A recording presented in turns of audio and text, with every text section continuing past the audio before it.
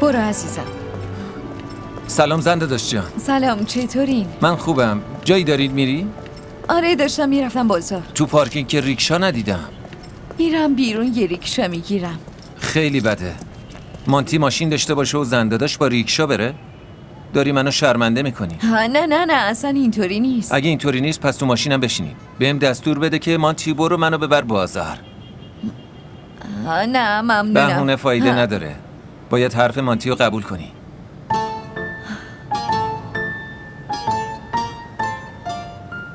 باشه. بفرمایید آقا مانتی. حالا درست شد. بیا روحان. بفرمایید.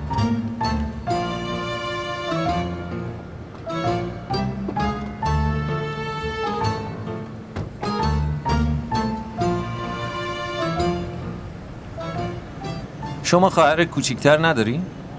چرا دارم؟ ببینم اونم عین شماست؟ نه بابا، اون ازم خوشگل‌تره. اینو قبول نمی کنم.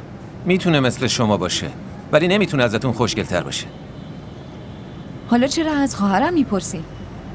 خب مادرم میخواد که من ازدواج کنم. من راحت گفتم اگه مثل شما پیدا بشه قبول میکنم. من میدونم شما با داداش دانیال ازدواج عاشقانه کردی. خودشون اینو بهم نگفتن. خودم حد زدم. چه جوری؟ خب اگه بگم باعث میشه ناراحت بشی. نه اصلا ناراحت نمیشم. حالا بگید ببینم. خب برای این که دارم از رو تجربه میگم. دخترای خوشگل یا از رو عشق اشتباه میکنن یا از رو اجبار. یکی از این دوتا دیگه. یعنی چی؟ یکم نامتناسب به نظر میای. منظورم اینه که شما کجا و داداش دانیال کجا؟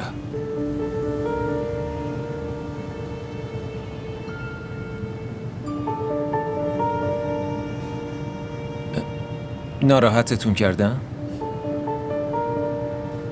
بله. منو ببخشید. نه اشکال نداره. راستی بهم نگفتین کجا میری؟ راستی فکر کردم بهتون گفتم. میرم فرم. الکی شمارم اذیت کردیم. نه چه اذیتی. راستش وقتی اذیت میشم که ببینم شما تو ریکشا نشستین دارین میرین. آخه ریکشا برای امثال شما نیست.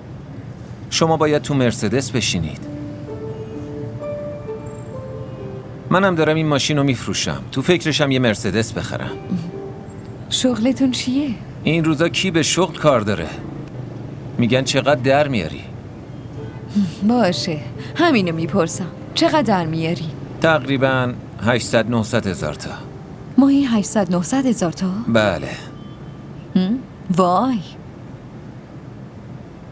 من به داداش دانیال گفته بودم دارم این ماشین رو میفروشم.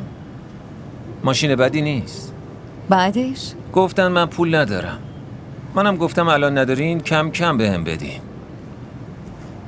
خب چی گفت؟ گفت نه نمیتونم ماشین داشته باشم. از حرفام ناراحت نشی. با هم از خونتونم حرف زدیم. دیگه شما چه حرفی از خونمو میزنین ها؟ همینطوری کلی. در مورد روحام، در مورد شما، یا اگه یه وقت با هم دعوا کنید.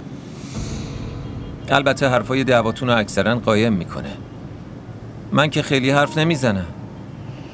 نه اصلا. پس قول بدین این حرفا رو به داداش دانیال نگی. باشه نمیگم.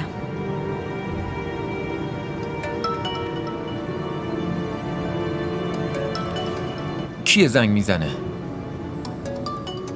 پس یه وقت بهش نگین داریم با ماشین من میرین.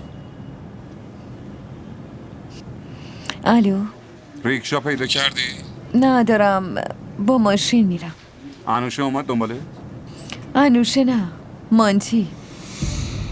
خیلی اصرار میکرد که من دوست شوهرتم، خودم شما رو میرسونم.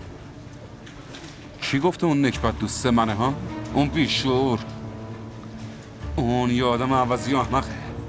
و تو بدون اینکه از من بپرسی تو ماشینش نشستی. آره پیاده شو. الان تو فرم پیاده میشم.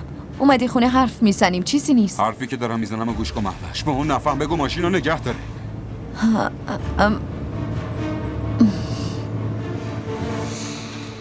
الو.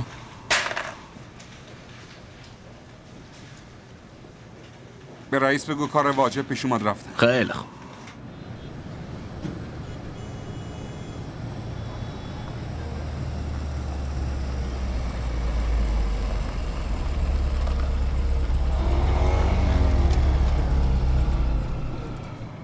داداش دانیال چطوره؟ تو چطوری نکبت؟ داداش دانیال چی شد آخه؟ چی کار میکنی؟ سوار کردی آن؟ مگه من سوارش کردم؟ اون خودش اومد. داداش دانیال دارم بهت میگم احترام تو حفظ کن. اینجا دارم میگم من کاری نکردم.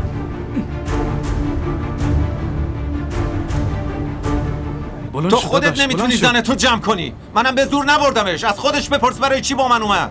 منم بهش نظر بدی ندارم. بهش هم میگم زن داداش. زن منو سوار کردی آن؟ این بیچاره داره درست میگه. ممکن خانومتون خودش گفته میخواد بیاد. اینم قبول کرده. وگرنه مگه میشه کسی رو به زور نشوند و برد؟ داداشم نمیخواد ناراحت باشین. اون با میل خودش نشسته تو ماشین. همسایه از این کارا میکنن آقا دانیال. یا میرسونن یا میگن برسوننش. این که چیز خاصی نیست.